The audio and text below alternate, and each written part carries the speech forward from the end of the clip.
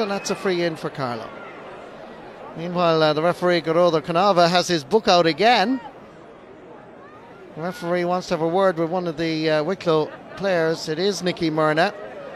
He's trying to explain, and that's a second yellow for Nicky Myrna and a red.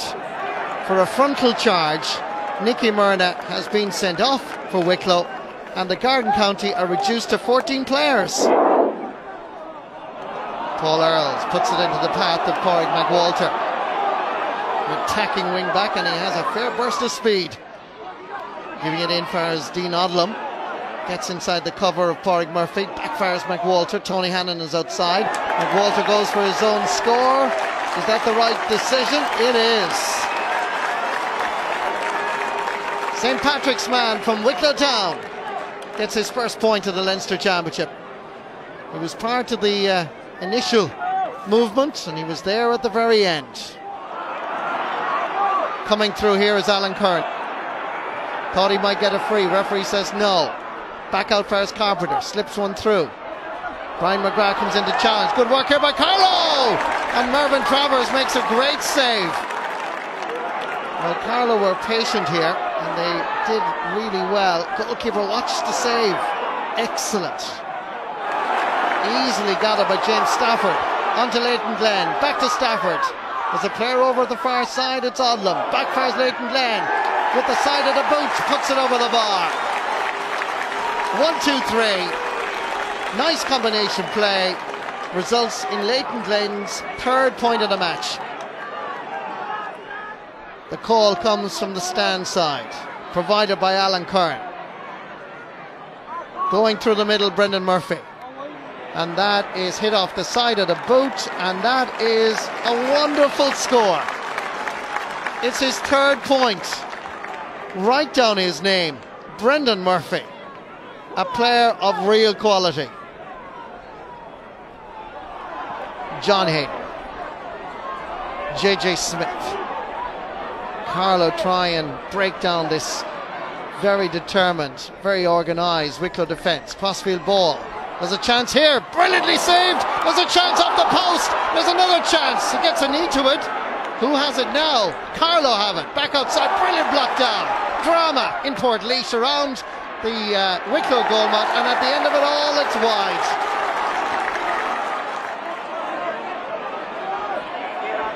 Leighton Glenn confronted by Benny Kavanagh. Still Glenn. Lovely play. Still Glenn. Still Glenn.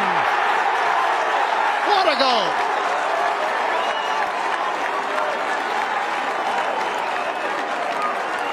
Watch this. Leighton Glenn jinking. Benny Kavanagh inside. Two Carlow players gone. Here comes the third. Great finish.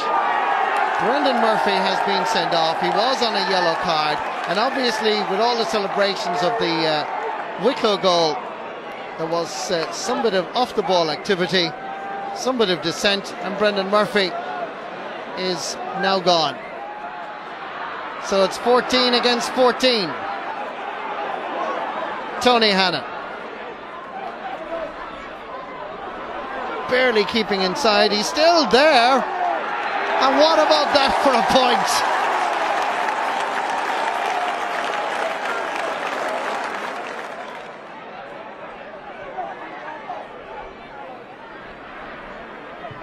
Teddy Dalton gets involved.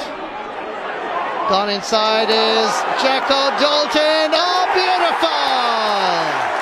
It is going to be so sweet for Jack Dalton. A dressing room change just before the throw-in. He gets called in by Mick O'Dwyer, and he responds with a brilliant goal. Sean Gannon sets up the Carlow move, but there's very little happening up front. Here's JJ, and that is over the bar for a point by JJ Smith.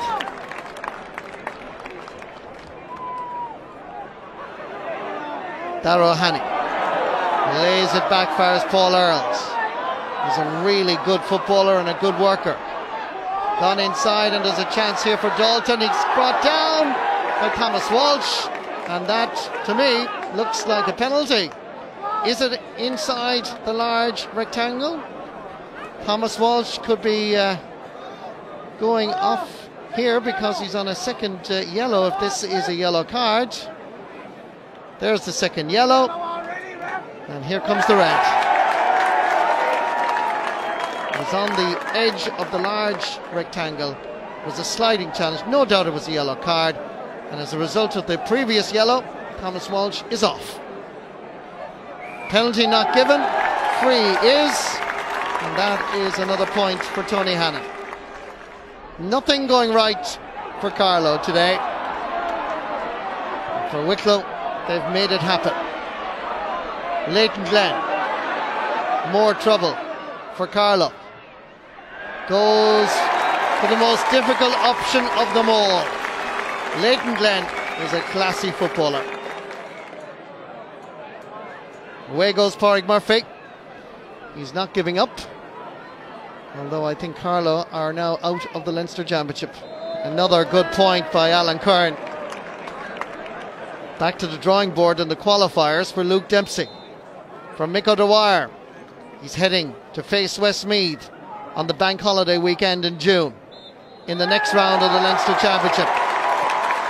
It's been a day of drama in O'Moore Park, Portlaoise. Full-time score in O'Moore Park: Wicklow 3-13, Carlow 12 points. We're coming into a championship match for the first time as odds-on favourites, so to come out with a win like that was brilliant for all round, like especially for Miko as well. The pressure was on him after last year, and the pressure was on the players, so to get a win was great. I think it was 11 points, but if it had been a point, we would have been happy. We knew coming in with the new rules that the first few games are going to get all this attention, and it certainly wasn't a dirty game. There was no malicious tackling, and to merit 13 and 3, 16 or 17 cards is laughable. But that's not for me to make a judgment on. I thought some of the stop-start nature of the so-called implementation of the new rules was farcical.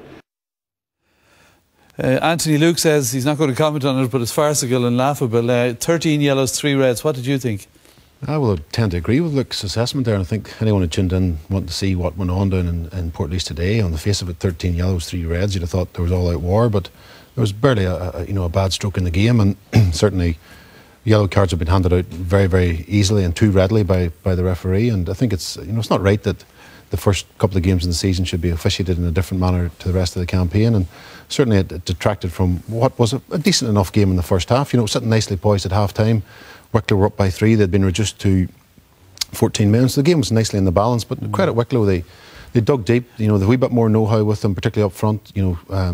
Shawnee Furlong, Tony Hannon, young Earls in the corner, and Leighton Glen were pulling all the strings in that forward line. They just were able to get their scores and ran out fairly comfortable winners in the end. But the game was sitting nicely at half time, and it was disappointing the way it fiddled out in the second half, and very, very disappointing. To have so many yellow cards and red cards at this stage of the season in a game that was really a clean match. Okay then, Anthony made reference there, Ciaran, to Wicklow's attacking strength. You were keeping a particular eye on that. Yeah, there was good passages of play. Wicklow have a very strong forward line, and I think Leighton Glen typified why he's one of the best forwards in the country. I think Anthony will be glad to have him in his international rules team.